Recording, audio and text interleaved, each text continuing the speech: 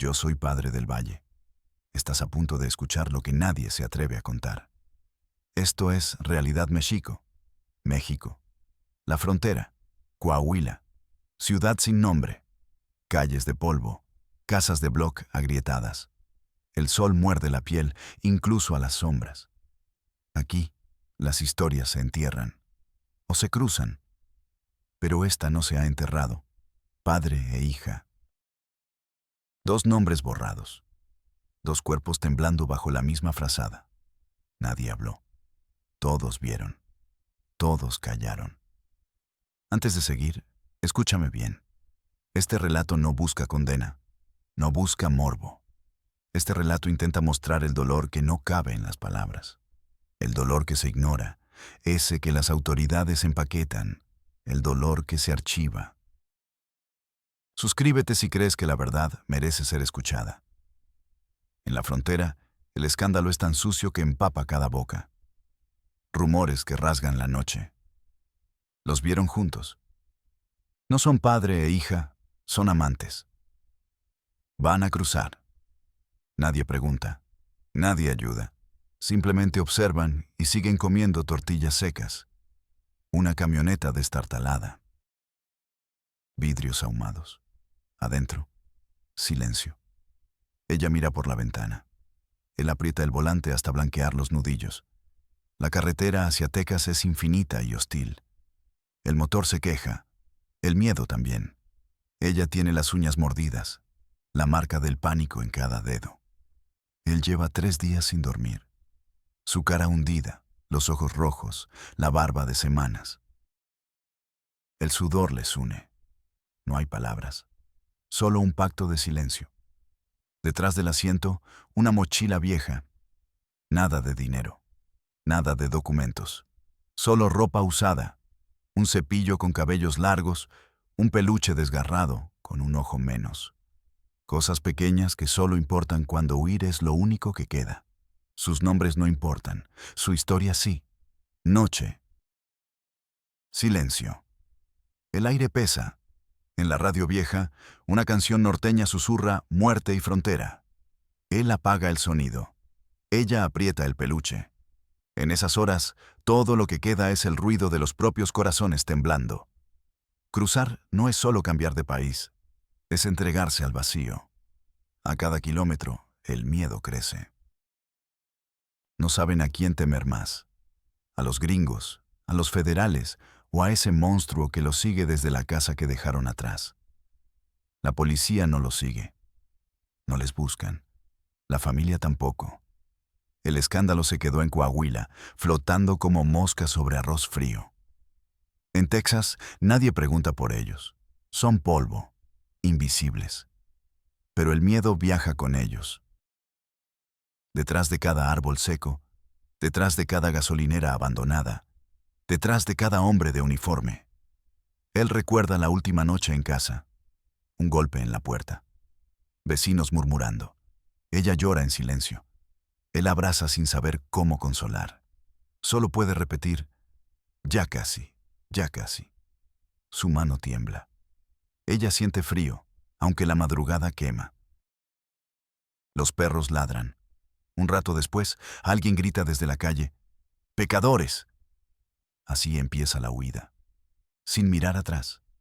Paran junto a un río nauseabundo. El agua huele a óxido. Bajo la luna, cruzan. Los tenis se hunden en el lodo. Hay alambre de púas. Ella se raspa la pierna. Sangra. Él arranca un trozo de camisa y ata la herida. Ni una palabra. Hay frío.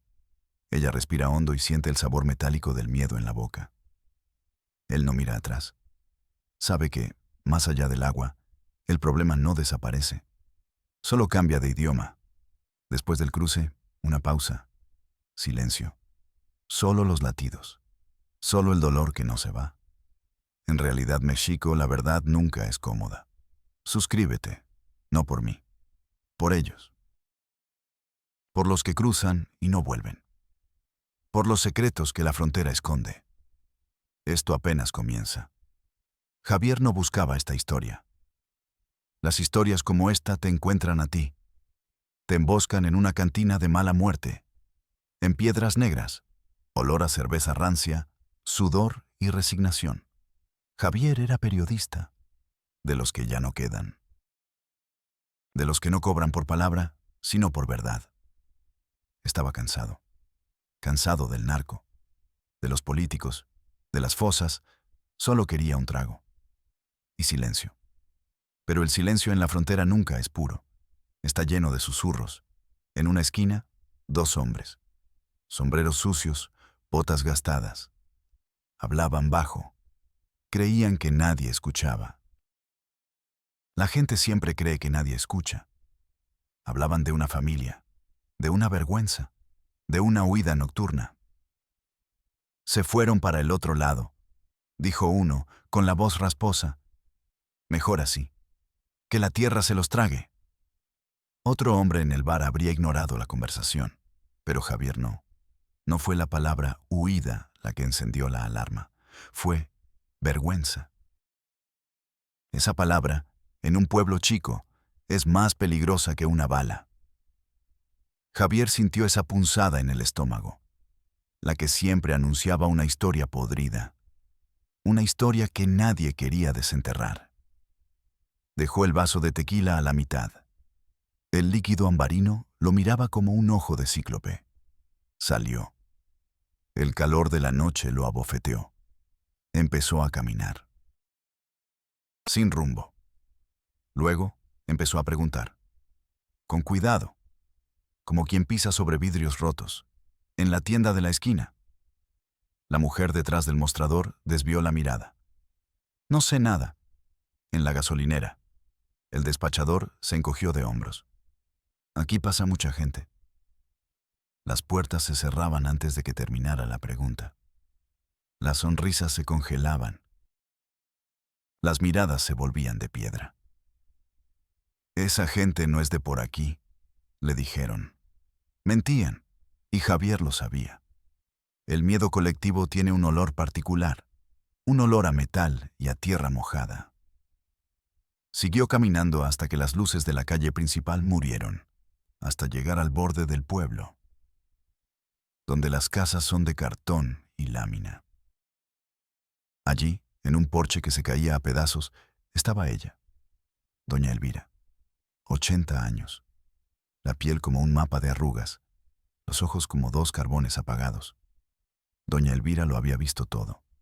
Ya no le temía a los hombres, le temía al silencio de Dios. Javier se acercó despacio. Se sentó en el escalón de abajo.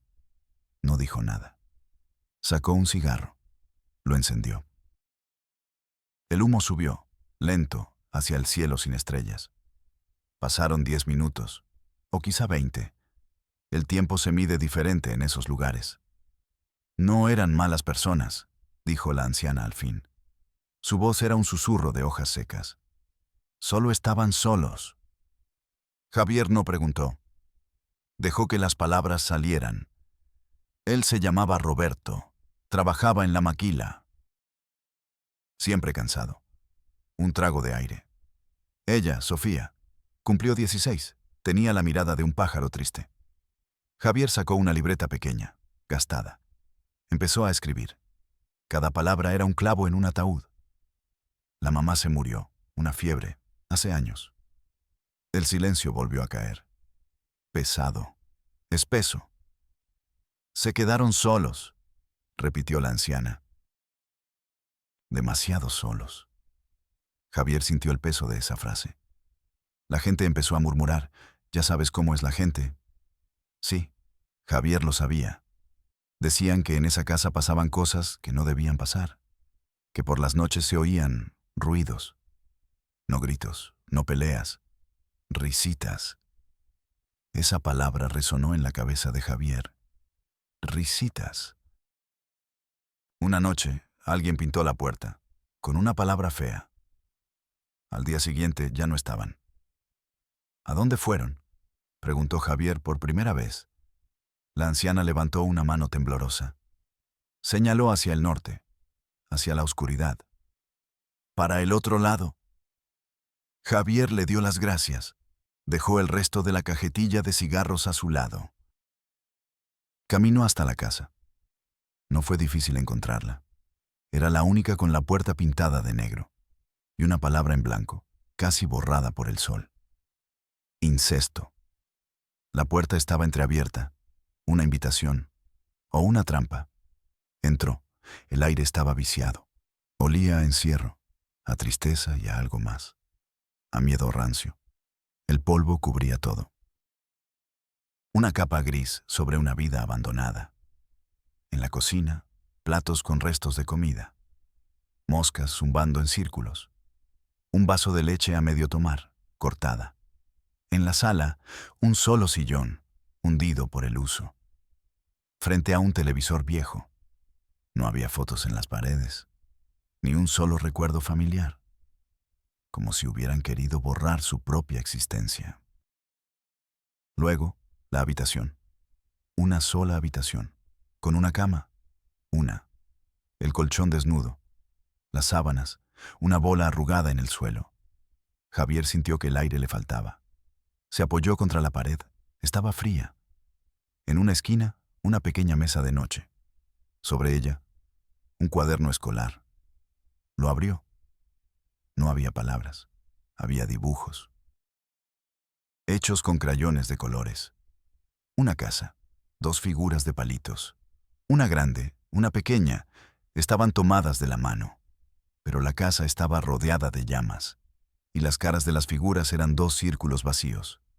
Negros, como agujeros. Javier pasó las páginas. Más dibujos. El mismo sol negro. Los mismos árboles torcidos. La misma sensación de angustia. En la última página, una frase, una sola, escrita con una caligrafía infantil, temblorosa. Papá dice que en Texas seremos libres. Libres. Javier cerró el cuaderno. Sus manos temblaban. Esto ya no era un rumor de cantina. Ya no era una historia. Era una herida abierta. Una herida que sangraba hacia el norte. Javier sabía que tenía que seguirla. Cruzar la misma línea. Entrar en la misma oscuridad. Tenía que encontrar a Roberto y a Sofía. Tenía que entender. No para juzgar, para contar. Para que el silencio no se los tragara para siempre. El viaje apenas comenzaba. El verdadero horror estaba del otro lado, esperando. El viaje de Javier no empezó en una carretera. Empezó en el lodo, en la misma orilla del río Bravo que ellos cruzaron. Se quitó los zapatos, se arremangó los pantalones, sintió el agua fría, sucia. El río no es una frontera, es una tumba líquida. Cada paso era un riesgo. La corriente, las serpientes, la patrulla fronteriza. Pero el mayor peligro era la indiferencia. Del otro lado, Texas. No era la tierra prometida. Era un desierto más grande, más silencioso. Javier caminó por horas, siguiendo las huellas débiles que dejaba la desesperación.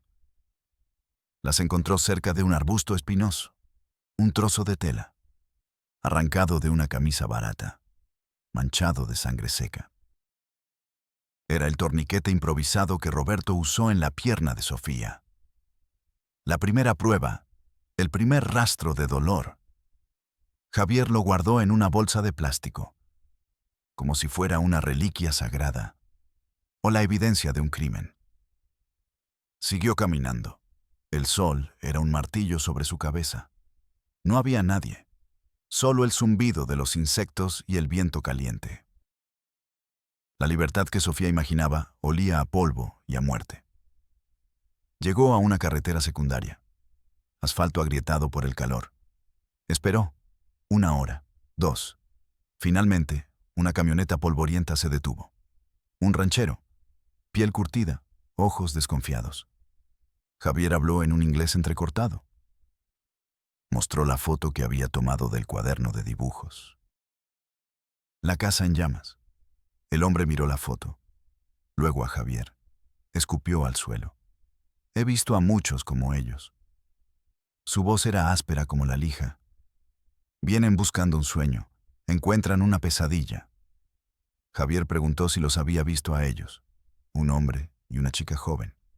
Todos se parecen, dijo el ranchero. Caras de hambre, ojos de miedo. Pero algo en la descripción de Javier lo hizo dudar. Anoche vi a una pareja cerca del viejo almacén de algodón. La chica cojeaba. El almacén estaba a 10 millas, abandonado. Un esqueleto de metal oxidado en medio de la nada. El ranchero lo dejó allí. Ten cuidado, le dijo antes de irse. Ahí dentro no vive Dios. Javier se acercó. La puerta de metal estaba caída. El viento soplaba a través de las paredes rotas, creando un gemido bajo y constante. Entró. El lugar era enorme, cavernoso, el suelo cubierto de basura, algodón podrido y excrementos de animales. El olor era insoportable, pero había algo más, un olor humano, reciente. En una esquina, lejos de la entrada, encontró su campamento improvisado, una fogata apagada, huesos de algún animal pequeño, roídos, y una frazada sucia, la misma frazada que compartieron en la camioneta. Javier la tocó. Aún estaba tibia. Se habían ido hace poco. Sintió un escalofrío. No estaba solo. Se agachó. Miró el suelo. Había huellas. 2 pares de zapatos gastados. Y un tercer par. Botas. Grandes. Pesadas. No eran de Roberto. Alguien más había estado allí. Javier sintió el frío en la nuca. Ese sabor metálico en la boca. Miedo. Recorrió el lugar con la mirada. En la pared, junto a la fogata, había algo escrito. Con un trozo de carbón. No era una palabra, era un dibujo. Crudo. Violento. 2 figuras. Un hombre grande, de pie. Y otra figura, más pequeña, de rodillas. El dibujo era obsceno. Una representación brutal de poder y humillación. Debajo, una fecha. La noche anterior. Javier sintió náuseas. El aire se volvió denso, irrespirable. Salió del almacén. Necesitaba aire. Se apoyó contra una pared oxidada. Su corazón latía con fuerza. Esto no era una huida del escándalo. Esto era un descenso al infierno. La libertad de Texas tenía un precio, y alguien había venido a cobrarlo. ¿Quién era el hombre de las botas? ¿Un coyote? ¿Un criminal? ¿Un monstruo que caza en la frontera? Javier volvió a entrar. Tenía que buscar más. Revisó cada rincón. Cada montón de basura. Debajo de un montón de sacos viejos encontró algo. Un zapato, pequeño, de lona. El zapato de Sofía. Estaba roto. La suela casi despegada. Pero no era eso lo que heló la sangre de Javier. Dentro del zapato había algo. Doblado, escondido. Un pedazo de papel. Arrancado del mismo cuaderno de dibujos. Lo desdobló con manos temblorosas. Había otro dibujo. Hecho a toda prisa. Con trazos desesperados. Era la cara de un hombre. Una cara que no había visto antes. Con una cicatriz que le cruzaba la ceja izquierda. Y debajo, una sola palabra. Ayuda. Sofía estaba pidiendo ayuda. No a su padre, a un extraño. A cualquiera que encontrara ese mensaje. La historia se partió en 2. Ya no era padre e hija huyendo juntos. Ahora era un secuestro. O algo peor. Roberto ya no era una víctima. Era un cómplice. O un carcelero. Javier se guardó el dibujo. Sintió el papel en su bolsillo. Quemaba. Ahora tenía una cara. La cara del mal. Salió del almacén y empezó a caminar. Ya no seguía las huellas de Roberto y Sofía. Ahora cazaba a un monstruo. Llegó a un pequeño pueblo fronterizo. Eagle Pass. Un lugar de paso, un purgatorio de concreto. Fue al único lugar donde se puede encontrar información. La estación de autobuses, un edificio gris. Olía a desinfectante y a vidas en tránsito. Mostró el dibujo del hombre de la cicatriz, al vendedor de boletos, a los taxistas, a los mendigos. Nadie lo reconocía. o fingían no reconocerlo. La gente en la frontera aprende a no ver, a no recordar. Es un mecanismo de supervivencia. Javier estaba a punto de rendirse, cuando un niño se le acercó, un niño que vendía chicles. Tendría unos 10 años, ojos viejos en una cara joven. Miró el dibujo. «Lo conozco», dijo en español. La voz de Javier se atoró en la garganta. «¿Quién es?», preguntó. El niño extendió la mano. Javier le dio unos $. «Le dicen el tuerto», susurró el niño. «Ayuda a la gente a cruzar, o eso dice». «¿Dónde puedo encontrarlo?». El niño señaló hacia un callejón oscuro, entre un bar y una casa de empeños. «Ahí espera, pero no vayas. Es un hombre malo». Javier le dio las gracias. Caminó hacia el callejón. El corazón le golpeaba las costillas. Cada paso era más pesado que el anterior. El callejón apestaba a orina y a basura. Al fondo, 3 hombres. Fumaban. Reían. Uno de ellos se dio la vuelta. Tenía una cicatriz sobre la ceja izquierda. Era él, el tuerto. Javier se detuvo. El miedo lo paralizó. Era un periodista, no un policía, no un héroe. Sus armas eran una libreta y una pluma. El tuerto lo vio. Su sonrisa desapareció. Sus ojos se clavaron en Javier. Ojos fríos, vacíos, como los de un tiburón. Empezó a caminar hacia él, despacio. Sus 2 compañeros se quedaron atrás, bloqueando la salida. Javier estaba atrapado. «¿Buscas algo, amigo?», dijo el tuerto. Su voz era grave, amenazante. Javier no pudo hablar. El tuerto se acercó más. Olió el miedo de Javier. «No eres de por aquí», dijo. «Hueles a ciudad. Hueles a problemas».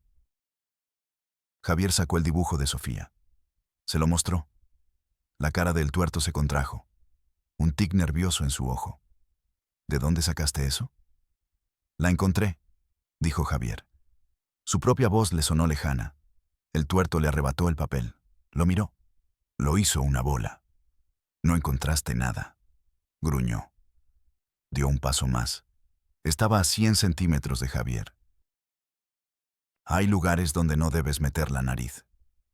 Y hay gente de la que no debes preguntar. Javier sintió el frío del metal contra su estómago. Una navaja. «Ahora vas a olvidar esta cara», susurró el tuerto. «Vas a olvidar a la chica. Y te vas a largar de mi pueblo». Javier asintió. No podía hacer otra cosa. El sudor le corría por la espalda. Sentía el pulso en sus sienes, un tambor frenético. El tuerto lo empujó. Javier cayó al suelo. «Lárgate». Javier se levantó, tropezó, salió del callejón corriendo. No miró atrás. Corrió sin rumbo, hasta que sus pulmones ardieron. Se detuvo en una calle desierta. Se dobló, tratando de respirar. El terror era una bestia viva dentro de él. Pero debajo del terror había algo más. Certeza. El tuerto los tenía. Tenía a Roberto y a Sofía. Esto ya no era una historia de incesto. Era una historia de trata, de esclavitud moderna en la tierra de los libres. Y Sofía no era una víctima silenciosa. Estaba luchando. Dejó una pista. Un grito de auxilio en un trozo de papel. Javier se enderezó. El miedo no se había ido. Pero ahora tenía un propósito. No iba a huir. Iba a exponerlos. Iba a quemar su mundo de sombras con la única luz que tenía. La verdad. Aunque le costara la vida. La verdadera pesadilla apenas estaba por revelarse. Para entender el horror, hay que volver al principio. Al silencio. Todo comenzó con la muerte. La madre de Sofía, Elena. No fue una muerte dramática. No hubo un accidente. No hubo un crimen. Fue una fiebre. De esas que llegan sin avisar y se lo llevan todo. Una semana en el hospital público. El olor a cloro y a desesperanza. Roberto pasaba las noches en una silla de plástico, sosteniendo una mano que se enfriaba poco a poco. Sofía esperaba en casa. Tenía 12 años. Hacía la tarea, calentaba la cena, esperaba el sonido del coche de su padre. Una noche, el coche no llegó. Llegó su tío, con los ojos rojos. No hicieron falta palabras. El silencio se comió la casa, la devoró. Se instaló en las paredes, en los muebles, en la comida. Roberto volvió a trabajar en la maquila. 12 horas diarias. El zumbido constante de las máquinas de coser. Regresaba a casa y se sentaba en el sillón. Miraba la televisión sin verla. No hablaba. Se estaba vaciando por dentro. Sofía aprendió a vivir en ese silencio. Se convirtió en la adulta de la casa. Lavaba la ropa, barría el polvo. Le preguntaba a su padre si quería cenar. Él casi nunca respondía. Solo movía la cabeza. En la escuela, las cosas cambiaron. Era la niña a la que se le murió su mamá. Los otros niños la miraban con una mezcla de lástima y curiosidad morbosa. Las maestras le daban palmaditas en la cabeza. Palmaditas que no consolaban, solo señalaban. Se empezó a quedar sola. En los recreos se sentaba bajo un árbol. Leía. O fingía leer. Solo quería ser invisible. En casa, la soledad era diferente. Era compartida. Una soledad de dos. Roberto y Sofía. Dos náufragos en una isla de silencio. Las noches eran lo peor. Sofía tenía pesadillas. Se despertaba gritando. Roberto se levantaba, iba a su cuarto. Se sentaba en el borde de la cama. No sabía qué decir. Así que solo se quedaba ahí. Una presencia torpe en la oscuridad. Una noche, ella le pidió que no se fuera. Él se acostó a su lado, sobre las cobijas. Sintió el temblor del cuerpo de su hija. Y por primera vez en años, sintió algo. Una punzada de responsabilidad, de afecto. Se convirtió en una rutina. Cuando ella tenía miedo, él dormía en su cuarto. Al principio era inocente. Un padre consolando a su hija. Pero el silencio de la casa era venenoso. La soledad era un caldo de cultivo. Las líneas empezaron a borrarse. Lentamente. Sin que ninguno de los dos se diera cuenta, o sin que quisieran darse cuenta. Un abrazo que duraba más de la cuenta. Una caricia en el pelo que se sentía extraña. Roberto empezó a ver a Elena en los ojos de Sofía, en su sonrisa, en la forma en que inclinaba la cabeza, y Sofía, hambrienta de cualquier tipo de afecto, no se apartaba. Él era todo lo que tenía. Su único ancla en un mundo que la había abandonado. El pueblo lo notó. Los pueblos siempre notan todo. Los murmullos empezaron en la tienda, en la plaza. ¿Viste cómo la mira? Nunca sale sola, siempre con él. Pobre niña, está atrapada. Nadie hizo nada. Nadie se acercó a preguntar, a ofrecer ayuda. Solo juzgaron desde lejos, con miradas, con susurros que cortaban como navajas. La casa de Roberto y Sofía se convirtió en una isla. Cerraron las puertas, las ventanas. Crearon su propio mundo. Un mundo enfermo, un refugio tóxico. Dentro de esas 4 paredes no había juicios. No había miradas de desaprobación. Solo estaban ellos dos. Las risitas que la anciana le contó a Javier eran su secreto, su lenguaje. El sonido de 2 almas rotas tratando de sobrevivir. El día que cumplió 16, él le regaló el peluche, el que llevaba un ojo menos. Para que no te sientas sola, le dijo. Ella lo abrazó, y en ese abrazo la última línea se cruzó. Fue un acto de desesperación, no de lujuria. Un intento torpe y monstruoso de llenar un vacío inmenso. La palabra pintada en la puerta llegó una semana después. Incesto. No fue una sorpresa, fue una sentencia. El mundo exterior confirmaba el monstruo que habían creado en secreto. La huida no fue una decisión. Fue la única salida. Roberto le vendió a Sofía la idea de Texas. Allá nadie nos conoce, le decía. Empezaremos de nuevo. Seremos libres. Libres. Qué palabra tan cruel. Sofía le creyó.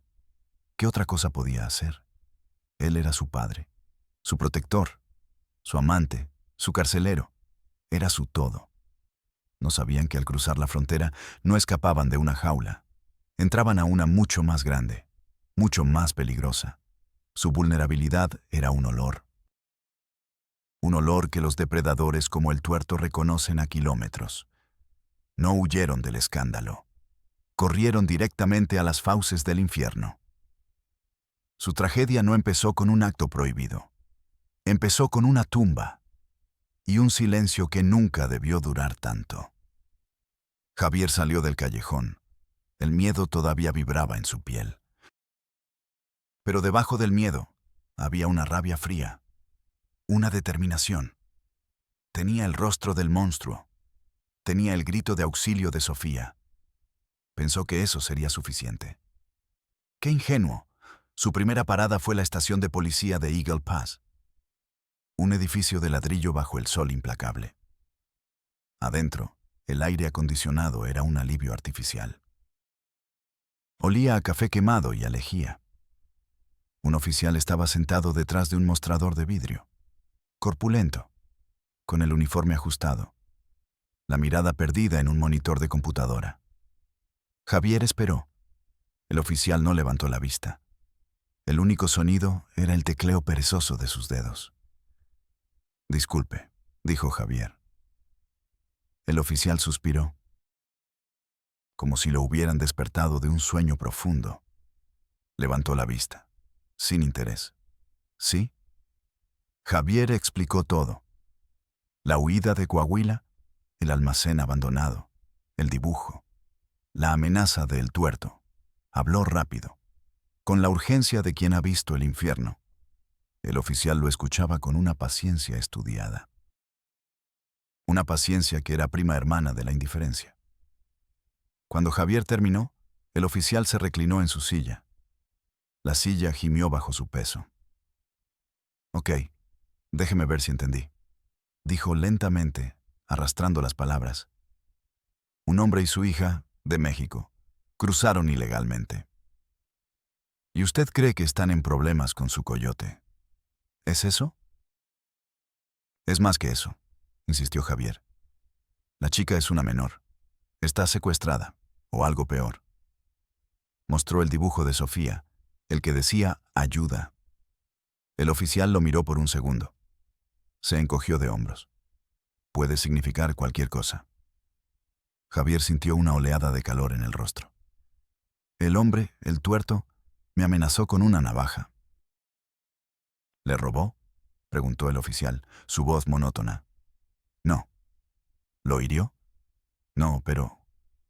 Entonces no hay delito, señor. Javier se quedó sin palabras. El aire frío de la oficina de repente se sentía sofocante. Las paredes parecían encogerse. Pero la chica, Sofía... El oficial lo interrumpió. Su tono ahora era de fastidio. Mire, señor. ¿Cómo se llama? Del Valle, Javier del Valle. Señor del Valle, esto es lo que pasa todos los días aquí. Todos los días. Señaló una pila de carpetas en su escritorio. Cada una de esas es una historia, un problema, un drama. No tenemos los recursos para investigar cada rumor de la frontera. Son ciudadanos mexicanos, en situación irregular.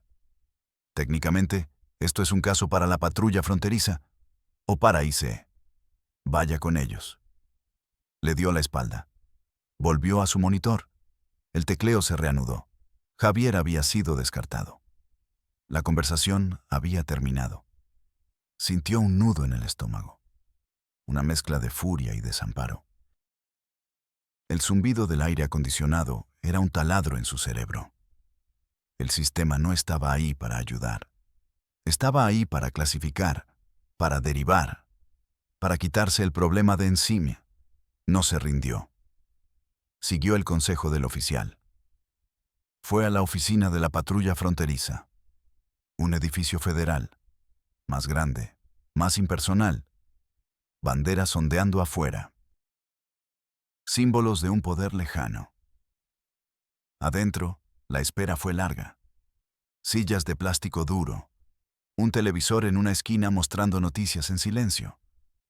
Gente con la misma mirada perdida que Roberto. Caras de agotamiento y miedo. Finalmente, lo llamó una agente. Una mujer joven, de uniforme impecable. Su expresión era profesional, dura, inexpresiva. Javier volvió a contar la historia. Le mostró el dibujo de El Tuerto. Le mostró el grito de auxilio de Sofía. La agente escuchaba. Tomaba notas en una tablet, no hacía preguntas, no mostraba emoción. Cuando Javier terminó, ella miró su pantalla. Tecleó algo. El alias El Tuerto nos es conocido, dijo. Su voz era neutra, casi robótica. Se le asocia con el tráfico de personas en esta área. Javier sintió un destello de esperanza. Entonces, ¿pueden hacer algo? ¿Pueden buscarla? La agente levantó la vista de la pantalla. Sus ojos eran fríos. Señor del Valle, nosotros nos ocupamos de la seguridad fronteriza. Si los encontramos en una operación, serán procesados. ¿Procesados? Ella es una víctima. Según nuestros protocolos, si cruzaron ilegalmente, son extranjeros inadmisibles. El padre, por traer a una menor, es sospechoso de contrabando humano. Ella es una testigo material. Las palabras eran un laberinto legal, una jaula de burocracia. Pero, ¿y el tuerto? Él es el criminal. Su información es útil. Se añadirá a su expediente.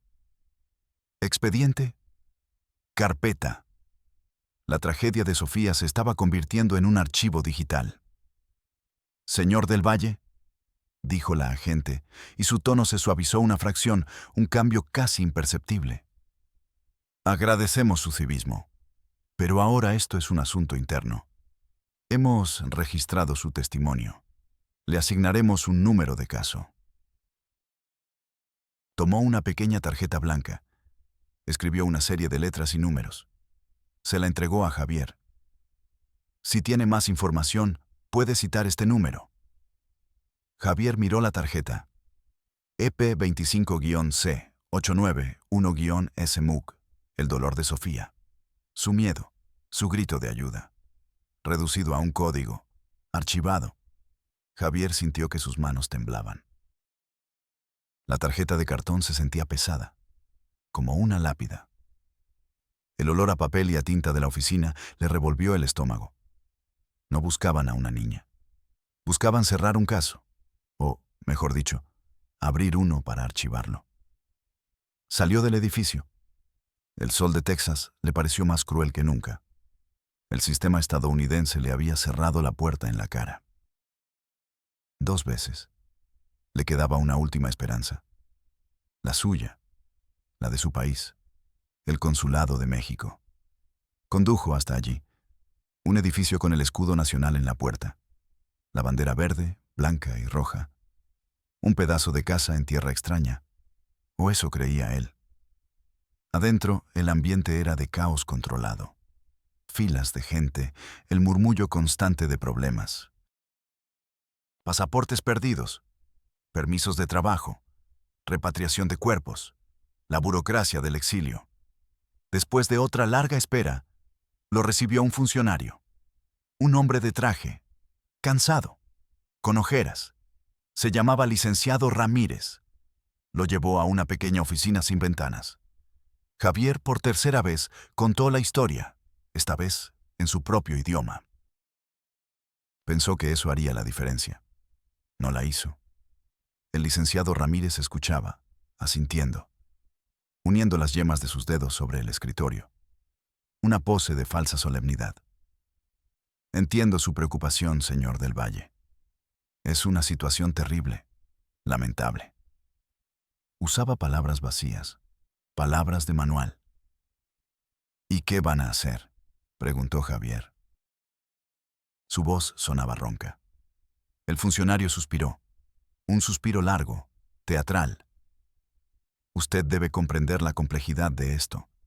Estamos en territorio estadounidense. Nuestra jurisdicción es limitada. Pero son ciudadanos mexicanos. Ustedes deben protegerlos. Por supuesto, y lo hacemos, dentro del marco legal. ¿Ha presentado usted una denuncia formal con las autoridades locales? Sí, con la policía, con la patrulla fronteriza.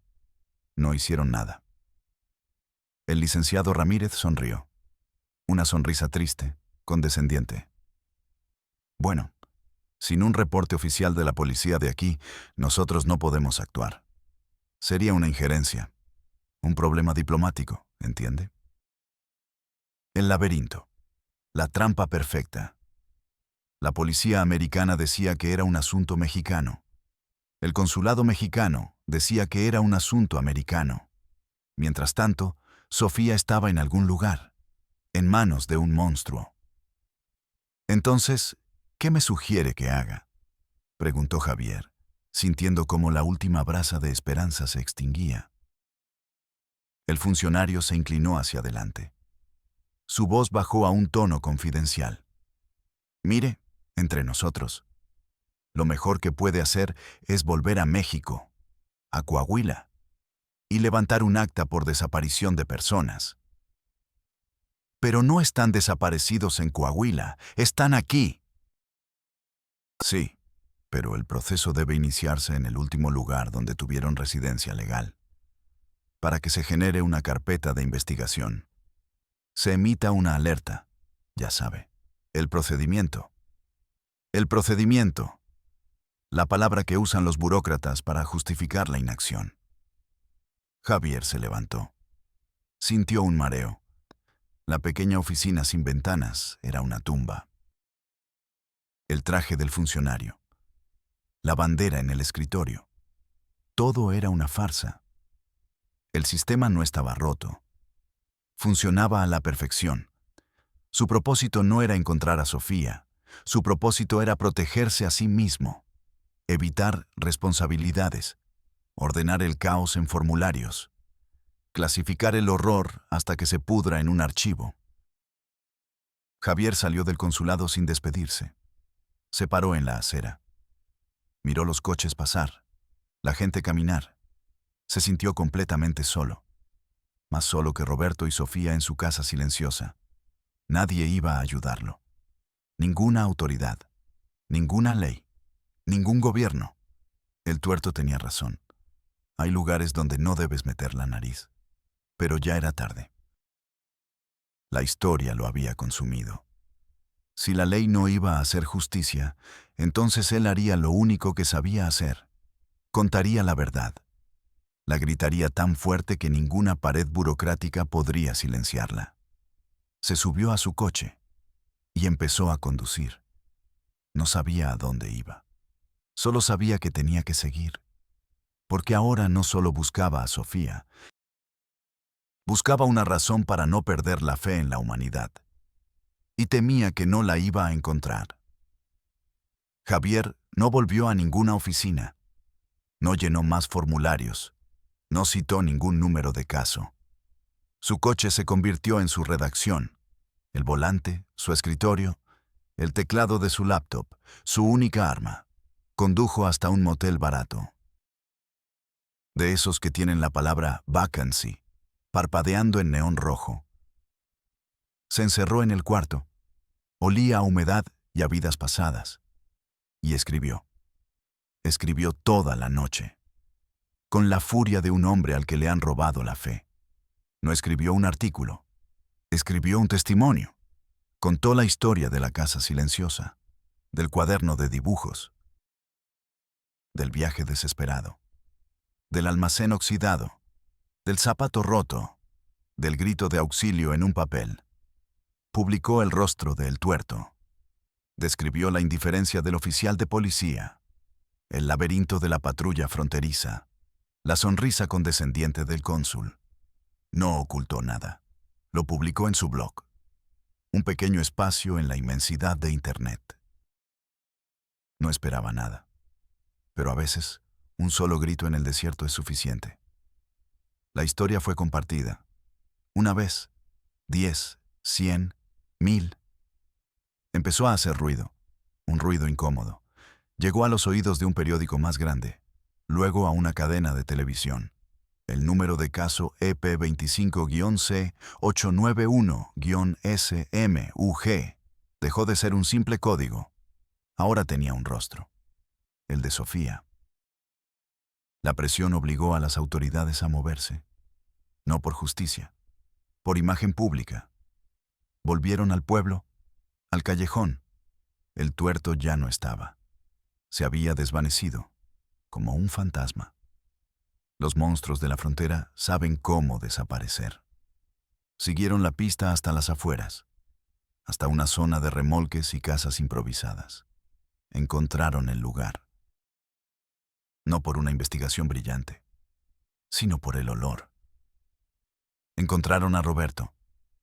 Lo encontraron en una zanja poco profunda, cubierto con cal y tierra seca. 2 balas en la nuca. Un final rápido para un hombre que vivió una vida de lenta agonía. Había sido un cabo suelto, una pieza que ya no encajaba en el juego del tuerto. ¿Y Sofía?